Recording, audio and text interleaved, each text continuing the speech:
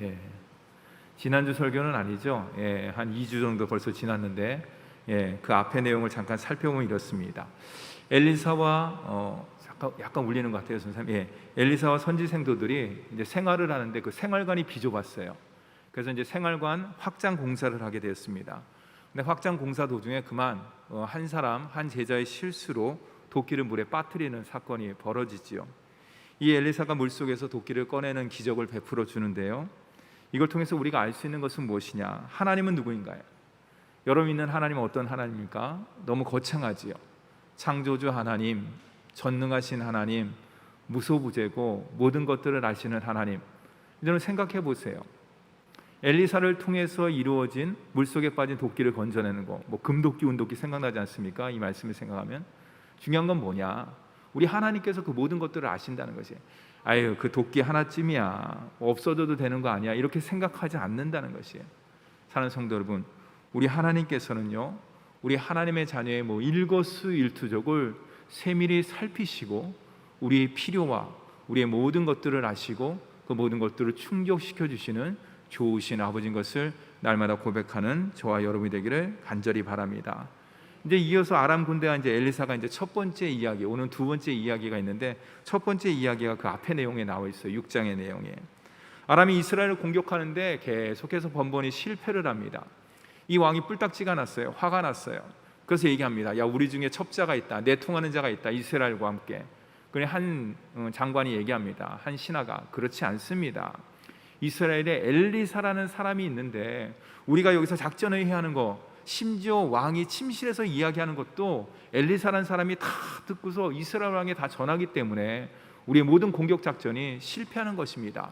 그래? 그럼 엘리사가 어디 있냐? 도단에 있습니다. 그럼 빨리 군대를 파견해서 도단성을 에워싸라. 그리고 엘리사를 잡아와라 라고 이야기하는 것이에요. 근데 여러분, 이른 새벽에 밤에 다 아람 군대가 가서 도단성을 에워쌉니다. 에워싸고 이른 새벽에 이제 엘리사의 사환이 일어났지요. 무슨 일 때문에 일어난지 모르겠지만 아무튼 새벽에 일어나서 그 광경을 보고서 두려워 떨자 엘리사가 그 사환에게 이야기합니다. 뭐라고 이야기하냐? 세 가지를 이야기해요. 첫째는 뭐냐? 두려워하지 말라. 저를 한번 따라하겠습니다. 두려워하지 말라. 여러분, 코로나로 인해서 여러 가지 힘들고 어려운 것들이 많이 있지요. 뭐 델타 변이다, 뭐 또 요즘에 이상한 말도 나와요. 델타 뭐 플러스 변이가 뭐 생겼다. 그런데 여러분, 그것에 대해서 너무 두려워하지 마시기 바랍니다. 왜 그렇습니까? 우리 하나님께서는 모든 것들을 아시는 분이시기 때문에요. 우리가 하나님의 자녀가 세상 앞에서 당당한 이유가 무엇일까요? 내가 다른 사람보다 건강하기 때문에 그럴 수 있어요. 내가 다른 사람보다 머리가 뛰어나기 때문에 그럴 수 있습니다. 당당할 수 있습니다. 건강하고 머리가 뛰어나면 다른 사람보다 당당할 수 있지요. 내가 다른 사람보다 지위가 높기 때문에 세상 앞에서 당당할 수 있습니다. 근데 하나님의 자녀는 그거로 되는 게 아니에요. 하나님의 자녀가 세상 앞에서 당당한 이유는 오직 하나예요. 세상 사람들이 갖고 있는 지위, 물질, 권세, 명예로 당당한 것이 아니라 뭡니까? 내가 하나님의 자녀가 되었다는 게 뭡니까? 내 안에 임마누엘 주님이 함께 계신다. 이거예요. 그 주님께서 나와 함께 계시기 때문에 우리는 세상 앞에서 날마다 당당하게 나아가는 줄 믿습니다. 두 번째, 저를 한번 따라하겠습니다. 우리와 함께한 자가 더 많다. 엘리사가 이제 사환에게 이야기하는 거야. 야, 두려워하지 마. 하나님이 우리와 함께 하셔. 근데 너희들 안 보여? 너 안 보이지? 우리와 함께한 자가 저들 아람 군대보다 더 많이 있어 하는 것이에요. 이게 무슨 뜻이냐? 하늘 아버지께서 하나님의 자녀를 방치하거나 유기하거나 내버려두지 않는다는 것이에요. 우리는 앞에 사건의 내용을 알고 있습니다. 아람 군대가 도단성을 에워쌌지만은 뭡니까? 그 에워싼 그 뒤에 하나님께서 불말과 불병거를 갖다 다 동원해 갖고 겹겹이 싸는 것을 볼 수가 있는 것이에요. 우리 하나님은 그런 하나님이에요, 여러분들. 하나님은 어떤 하나님입니까? 하나님의 자녀에 대해서 신실하게 약속을 지키시는 하나님이고 항상 돌보시는 하나님이시라고 할 수가 있죠. 세 번째, 저를 한번 따르겠습니다. 그의 눈을 열어보게 하옵소서.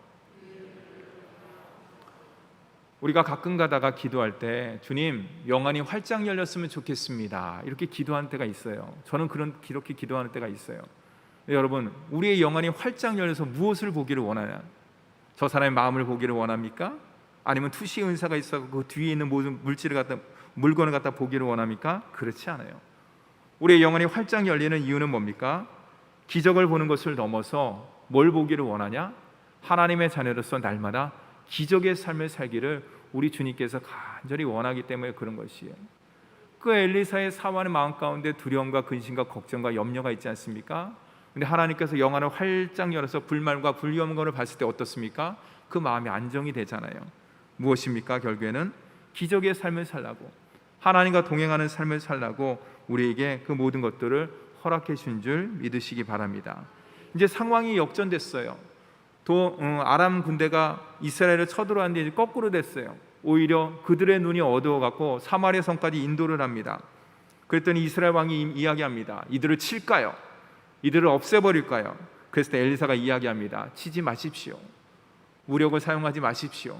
그들에게 필요한 물과 음식을 주고 다시금 아람 나라로 보내시기 바랍니다. 그랬어요. 사랑하는 성도 여러분, 이 땅 가운데 진정한 파워, 진정한 힘은 과연 무엇일까? 우리가 지지난주의 말씀을 통해서, 2주 전의 말씀을 통해서 분명히 알듯이 이 세상에 추구하는 칼이 아니에요. 힘이 아니에요. 무력이 아니에요.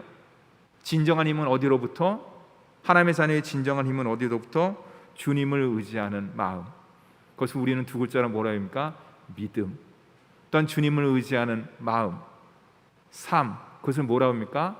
말씀, 순종이라고 할 수 있어요. 사랑하는 성도 여러분, 이 한 주간도 믿음과 순종의 삶을 통해서 날마다 기적을 경험하는 우리 모두가 되기를 간절히 바랍니다. 이제 오늘 우리가 읽은 내용은요, 이제 엘리사와 아람의 두 번째 이야기예요. 두 번째 이야기. 다 같이 24절 말씀을 함께 읽도록 하겠습니다. 24절입니다. 이후에 아람 왕 베나닷이 그의 온 군대를 모아 올라와서 사마리아를 애워싸니. 24절의 첫 번째 이후에라는 단어로 시작하고 있습니다. 이 내용은 뭐냐? 앞의 내용이에요. 앞에 어떤 내용이에요? 아까 제가 얘기했듯이 아람 군대가 사마리아에 쳐들어왔는데 오히려 본인들이 장님이 돼서, 그렇죠? 엘리사한테 큰 낭패를 당하지 않습니까? 정말 창피한 일이죠. 그렇죠? 칼 한 번 휘둘러 보지 못하고 그냥 자기 나라로 본국으로 돌아갔잖아요. 굴욕적인 사건이라고 할 수 있어요. 아람의 입장에서 보면 그 이후의 사건을 이야기하는 것이에요. 아람 왕이 생각했습니다. 이거 소규모로 작전을 피면 안 되겠구나. 소규모 공격으로는 우리가 이스라엘을 점령할 수 없으니까 이제 아람 왕 베나닷이 머리를 짜내는 것이에요. 계획을 세운 것이에요. 전군을 동원해서 사마리아를 포위하고 애워싸면은 이들이 꼼짝없이 당할 것이다. 그래서 전군을 동원해서 사마리아를 완전히 피워합니다. 근데 설상가상으로 사마리아 성이 포위됐을 뿐만 아니라 아람 군대에서 포위됐을 뿐만 아니라 설상가상은 그 안에 기근이 심했어요. 기근이 발생한 것이요. 비라도 내려주고 여러 가지 하면은 버틸 수 있을 텐데 기근이 발생하자 어떻게 합니까? 한 여인이 이스라엘 왕 앞에 애원합니다. 우리를 구원해 주세요. 우리를 구원해 주세요. 다 같이 27절 말씀도 함께 읽도록 하겠습니다. 왕이 이르되 여호와께서 너를 돕지 아니하시면 내가 무엇으로 너를 도우랴? 타작마당으로 말미암아 하겠느냐? 포도주 틀로 말미암아 하겠느냐 하니라. 이게 무슨 말이냐? 이 문제는 내가 해결할 수 없다는 거예요. 그렇죠? 아람 군대가 사마리아를 에워싼 그 문제도 나 지금 머리 터지게 바쁘게 힘들어 죽겠는데 기근 문제까지 나는 도저히 해결할 수 없다는 것이에요. 그럼 누가 해결할 수 있느냐? 오직 하나님만이 해결할 수 있다. 근데 이 내용만 보면은, 여러분 27절 내용만 보면 이 이스라엘 왕은 믿음이 되게 좋은 것 같아요. 근데 뒷내용은 그런 내용이 아니에요. 그냥 책임 전가시키는 거랑 똑같은 것이에요. 엘리사에게 책임 전가시키고 하나님이 하는 것을 내가 어떻게 할 수 있어? 난 몰라. 이런 거랑 똑같은 말이라고 할 수가 있는 것이에요. 여러분 더 안타까운 것은요, 이런 사마리아 성의 극심한 가뭄에도 어떤 일이 벌어집니까? 상상할 수 없는 일이 벌어지는 거예요. 가뭄이 극심해지자 네 자녀 내 자녀, 오늘은 너 자녀, 내일은 내 자녀 삶아 먹자, 잡아 먹자, 이런 상황이 벌어지는 것이에요. 여러분 생각해 보세요. 사마리아에서 일어난 잔인하고 끔찍한 사건이 우연일까요? 기근을 인해서, 이스라엘 정말로 기근을 인해서 그 모든 것들이 일어난 것일까요? 아람보다 그의 국력이 약해서, 군사력이 약하기 때문에 이 모든 사건이 일어났다고 여러분 생각하십니까? 인간성을 상실해서 자녀를 먹는 원인이 뭐예요? 이런 일이 일어난 이유가 뭘까요? 원인이 무엇일까요? 여러분 성경은 분명히 이야기를 하고 있어요. 이 사건을 통해서 이때는 정말 무서웠다. 인간성을 상실하고 자녀를 잡아먹는 이런 끔찍한 일이 벌어지다니, 이렇게 생각할 문제가 아니에요. 이 말씀의 영적 의미, 영적인 것을 살펴봐야 되는 것이에요. 무엇입니까? 이들이 이렇게 하는 것은 결국에는 뭐예요? 엘리사의 말을 듣지 않았기 때문에. 무엇입니까? 하나님 말씀에 순종하지 않았기 때문에 그 모든 것들이 일어났다는 것이에요. 그런데 더욱더 답답한 것은 아까 앞에서 얘기했듯이 이스라엘 왕은 그렇게 생각하잖아요. 이 모든 것들이 당신이 이스라엘 백성들이, 왕이, 장관들이 하나님 말씀에 순종하지 않았기 때문에 이 모든 결과가 일어난 것입니다 라고 생각하면 얼마나 감사해요. 그런데 이스라엘 왕도 그렇고 뒤에 나오는 장관도 그렇고 그렇게 생각하지 않았어요. 31절 말씀도 함께 읽도록 하겠습니다. 31절 말씀입니다. 왕이 이르되 사밧의 아들 엘리사의 머리가 오늘 그 몸에 붙어 있으면 하나님이 내게 벌 위에 벌을 내리실지로다 하니라. 참 안타까워요. 여러분, 이 내용 31절 말씀 어디서 많이 들은 것 같지 않습니까? 아합이 엘리야 잡을 때, 그렇죠? 이세벨이 엘리야 잡을 때 똑같이 한 말이에요. 아합 왕이 똑같이 한 말이에요. 너 때문에 이 기근이 임한 거야. 너 때문에 이 문제가 생긴 거야. 너만 없으면 아무 문제가 없는데, 이렇게 된 거예요. 여러분, 정말 그렇습니까? 그렇지 않아요. 이 모든 상황의 책임은 누구예요? 이스라엘, 영적 상태에 있는 것이에요. 근데 지금 이스라엘 왕은 어떻습니까? 이 모든 상황을 엘리사에게 모든 책임을 전가시키고 있는 것이에요. 이유는 뭡니까? 앞의 내용이에요. 현상학적인 모습을 통하는 것이에요. 너가 사마리아 성에 왔을 때, 아람 군대가 포위됐을 때 그들에게 물과 양식을 주지 않고 다 싹 쓸어버렸으면은 이런 일이 일어나지 않았을 거 아니야. 네가 무슨 선심 쓴다고, 네가 무슨 박애주의자라고, 너가 물 주고 음식 주라 그래갖고, 엘리사 얘기해요, 왕이.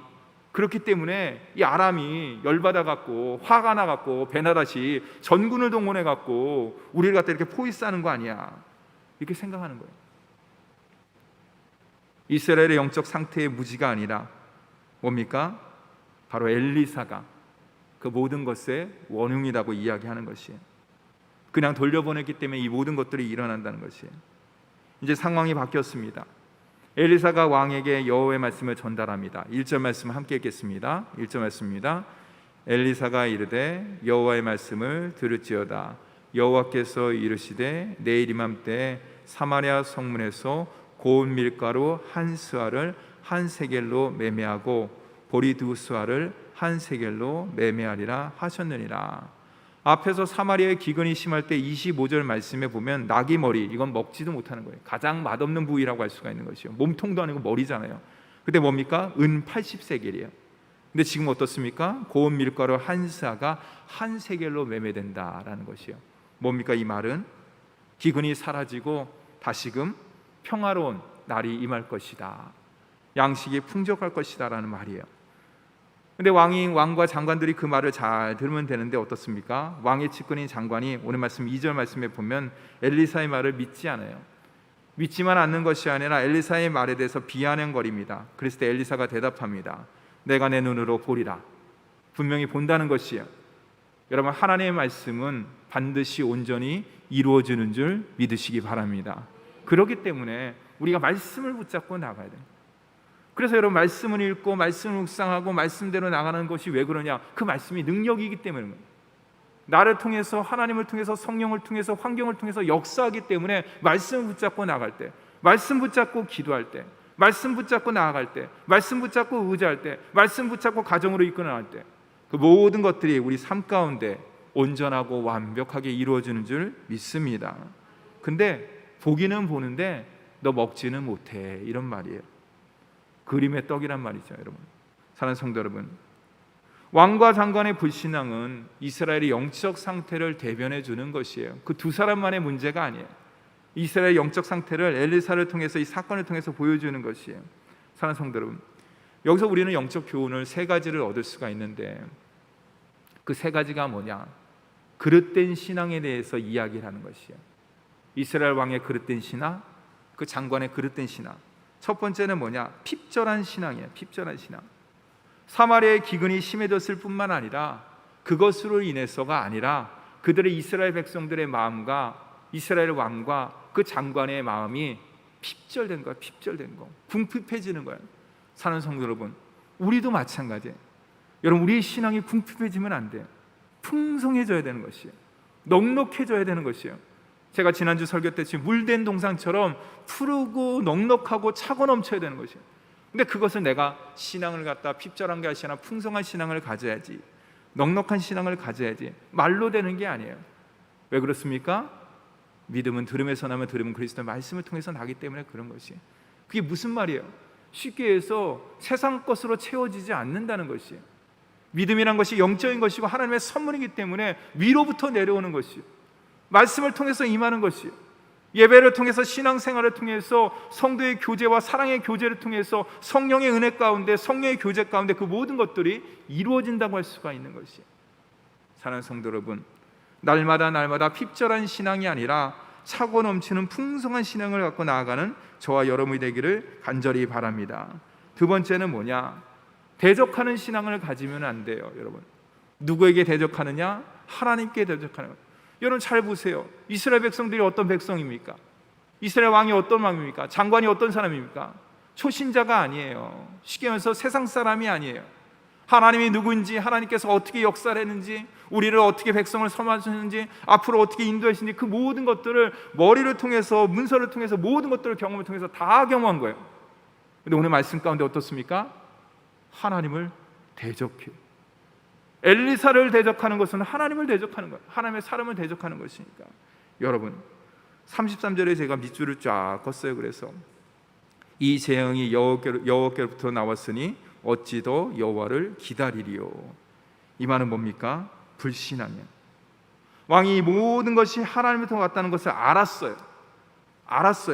근데 어떻습니까? 뒷말이 어찌 더 여호와를 기다리려. 이 말은 뭐예요? 나 기다릴 수 없다, 나 인내할 수 없다, 나 참을 수 없다는 것이에요. 사랑하는 성도 여러분, 쉽게 말해서 주님 의지하지 않겠다, 이제 주님 바라보지 않겠다는 것이에요. 여러분, 머리로서의 신앙, 가슴으로서의 신앙으로 내려가야 돼. 그럼요, 머리로 지식으로 이해하는 신앙은요, 죄송하지만 결국에는 하나님을 등질 수밖에 없어요. 그래서 늘 기도해야 돼. 하나님, 혹시 저의 신앙과 저의 믿음이 머리로서 지식으로 머물러 있다 그러면 이 가슴을 뜨끈뜨끈하게 해주세요. 근데 그게 내 힘으로 되는 게 아니에요. 그래서 하나님께 기도하는 것이에요. 성령의 역사를 통해서. 그렇기 때문에 여러분, 하나님의 말씀은 성령의 감동과 감화로 된 것이에요. 그렇지 않습니까? 이 많은 신구약의 많은 성경의 내용들이 저자가 다 달라요.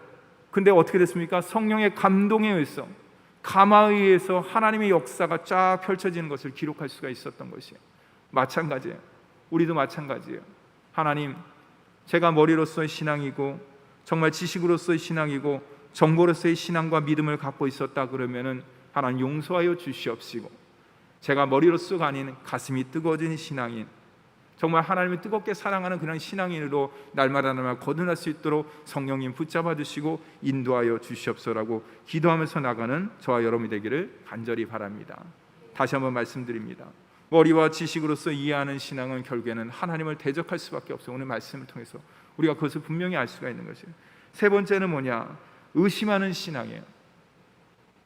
여러분, 신앙의 반대말은요, 의심이에요. 의심. 불신앙은 의심을 한다는 거예요. 의심을 한다는 거. 내가 믿음이 가졌다 그런 것은 뭡니까? 내가 하나님을 의심하지 않는다는 것이에요. 하나님은 어떤 하나님입니까? 내가 막 고백을 합니다. 근데 삶 가운데는 그렇지 않아요. 그거는 죄송하지만 내 마음 가운데 의심을 한다는 거예요. 말은 안 하지만 내 마음이 두 쪽으로 나눠져 있다는 거. 의심은 두로 갈라졌다는 것이거든요. 이스라엘 왕은요, 여호와를 의지하지 않았지만 엘리사는 뭐랬을까? 주님을 의지했어요. 믿었어요. 그래서 뭐라고 얘기합니까? 아까 말씀드렸지 1절에 내일이면 이런 일이 일어날 것입니다. 물가도 안정될 것입니다. 아람은 물러갈 것입니다. 이야기를 했어요. 근데 이에 왕의 장관이 뭐라고 맞받아치나요? 2절 말씀을 제가 읽겠습니다.